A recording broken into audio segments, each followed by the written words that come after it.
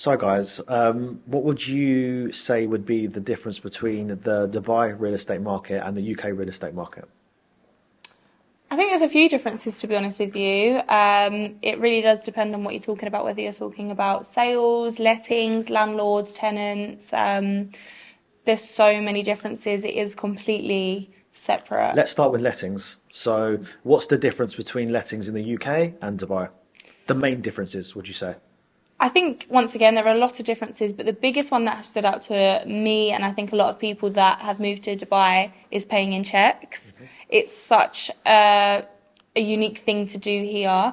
I've not seen it anywhere else, but paying in checks is obviously when you have to pay in instalments, whether that be two checks, meaning every 6 months, or, one check every 12 months. But that was quite a culture shock to me personally. I think probably the same for you, Larita. Yeah, the same for me as well. I think obviously in the UK we're used to referencing people, so it's a bit of a longer process as well.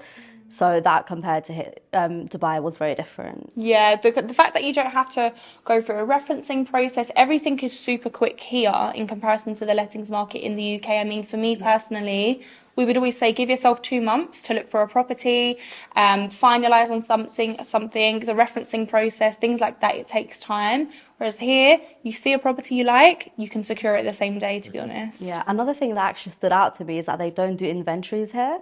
So before moving into a property in the UK, they do an inventory check, they check everything in the property. Whereas here they don't, you kind of just move in. Yeah, I didn't realise that, to be fair, but it's true. I think, once again, there's not many parties involved. It is just kind of the agent, the landlord, and the tenant. Exactly. Everything is finalised between you guys, really.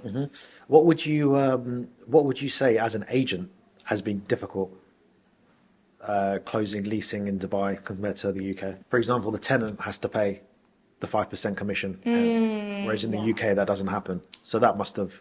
I think it kind of leads back to the process again, because in the UK the landlord has to actually pay the agent the fee, whereas here the tenant is paying. And that's probably one of the biggest differences. 100%. Because then the tenant will never pay anything in order to move in. It does definitely make it more of a landlord's market here in Dubai. Whereas, it's a more difficult decision for the tenant to make over here and kind of decide who they're going to go with as an agent, depending on the fees. So I think, once again, it's more of a difficult decision to be made by the tenant rather than the landlord, because the landlords don't have to pay anything. The landlords can kind of just give the property to whoever they want, not have to list exclusively, not have to kind of give any exclusivity to any agents, and kind of have no losses by that either. So I think, that kind of links back to the closing process as well. Closing a tenant, it is difficult because, once again, they need to make that decision on kind of the agency fee to pay, but also closing the landlord is super hard because there are so many agents out here. The market is so saturated, and you have to have something special about you as an agent, as a company, in order to kind of close a landlord. And once you've got that landlord, it is a forever relationship and it's a repeat customer. That brings me on to my next point. How is it different dealing with landlords in Dubai compared to London? I think for me, in London, they kind of stick with one agent. If they come up to you in the beginning and you've converted them, they tend to be with you kind of long term. Whereas here in the Dubai, they have a lot more options. It's a lot more saturated as well. So very, very competitive. I'm coming off from that point. I think as well, it is a good thing because in London, you kind of have to be one of the top 5 agents in order to get a listing or for a landlord to choose you, because they do have so much power. And if you're not chosen by a landlord, you don't have the opportunity to work on the unit. Whereas out here, it's such an open market and there's so much more opportunity for smaller agents like ourselves who can then prove themselves and show that we can do the job just as well as somebody who is in the top 5 or one of the biggest names out here. So I do feel like in that sense it's quite nice to kind of have it so open. We have a fair chance. Everyone has a fair chance. Yeah, everyone has a chance. I Nice. think that's probably one of the most, the best things about it. Definitely. Where everyone is given a chance, and if you can find a tenant for them, then they will go with you, whether you are a big name or not. I agree. Definitely. Okay, great. My next question is regarding you as agents. So as an agent, what has been the pros and cons of doing deals in the UK compared to Dubai? what have you struggled to do here, which were easy in the UK, and the other way around as well? I think first things first is tax free. Yeah. So That's what everyone says. yeah, it's uncapped really. Yeah. That's probably, one of the positives is obviously that it is tax-free. It's uncapped. You know, you can make as much, if you put the work in, you can make as much money as you really want to. 100%, yeah. I feel like, once again, it does lead back to, you know, kind of being a free-for-all. You know, you've got more opportunity out here to work on multiple units and kind of win over a landlord and gain that relationship and gain that trust. And once you've got that landlord, it does become a forever relationship once again.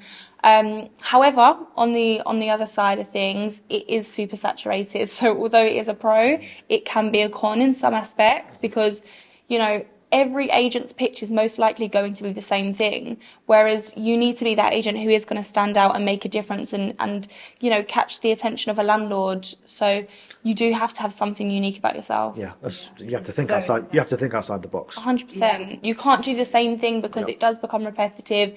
You do just sound like a emotionless, you know, seller, cold caller, and it's not going to be the right way to win over somebody. Yeah, you have to stand out somehow, I think, in order to make it. It's just so competitive. You have to have a good pitch because the problem is that there's thousands of agents calling the same landlord, offering 100%. the same product, basically. So it's important that you come with some information and you come with something different. I do feel like as well, you know, in the UK, the majority of agencies, you are typically given a lot of your leads. You know, things are kind of, everything's hot, everything's warm. You know, you've got your Rightmove and your Zoopla that people are inquiring via.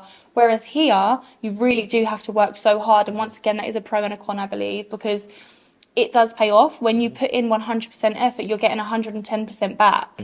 But also it's hard work. You know, you can't do it if you're not prepared to do it. If you're not cut out for it, then it is what it is, unfortunately. Yeah, I mean, from my experience in the UK, when you're working with one of these larger agencies, you're given the leads, you're given the landlords, and it's just kind of matching it up. Whereas being a real estate agent here is a 360 role. 100%. You're doing everything from start to finish. You have to find your own landlords, you have to find properties, you have to find tenants. You have to do everything. I don't really remember ever having to do cold calls. Never. I don't think I've ever had to do that. Yeah, definitely. And I think, once again, it does really prove a lot about yourself professionally and personally. Like for me, I know that is why this company in particular, and doing real estate in Dubai, has kind of separated my mindset from what I had back in London, because now I can really tell myself, I know I am a good agent. I have what it takes to be a good agent. Whereas in Dubai, in London, I feel like anybody can be an agent. Yeah, anybody can. It's just a matchmaking service. Whereas out here, you really have to put in the hard work and prove to yourself and landlords and tenants that you are a, you know, area expert or something along the lines of that. Yeah, it's just a typical old saying that whatever you put in, you get back out. 100%. And that is definitely in the real estate market in Dubai as an agent. And it does take time. You know, I think a lot of people come out to here with the perception that, you know, I'm a good agent. In London, I knew what I was doing, and I can do that here within the first month and the first 2 months. But realistically, it takes a lot of time, because it is about relationship building, about building trust, about building a reputation, and it's not... I mean, to an extent, it is just about perception, but also you have to have the proof in the pudding, you know. Yeah. So I do think it takes time to build up your portfolio and prove that you can be that agent. Well, it takes time, yeah. It takes time. You have to be patient. You have to be resilient. You have to understand that you're not going to get everything right here, right now. And you're building a pipeline for 3 to 6 months down the line. 100%. I think the agents that are able to do that and to understand that straight off the bat are the ones who are the most successful. I agree. I think if you come in with that mindset, then you would be fine. I do also think, you know, choosing the right company plays a big part in that, because, you know, we've heard from multiple different people that if you choose the wrong company, you might not get enough guidance, you might not get enough direction, you might not get enough support. Whereas in a company like ours, I personally feel like I've got that support, I've got that guidance, I've got that relationship where I can turn to somebody if I don't feel like I'm doing the right thing. And yeah, just I think having the right team beside you throughout that process makes you feel a lot more supported and a lot more confident in your approach to things. Yeah, I mean, every agent would thrive in different settings. So some people prefer smaller companies where you kind of got to build from the ground up. But some agents would also prefer ready-made companies. Some of the larger companies where they go in and everything's kind of given to them on a plate, and they just get on with the job at hand. So it's like you said, Shady, it's very important that the agent is comfortable in their work environment and they believe in the company that they're working in. 100%. I think that's really key to be a successful agent. Definitely. Yeah.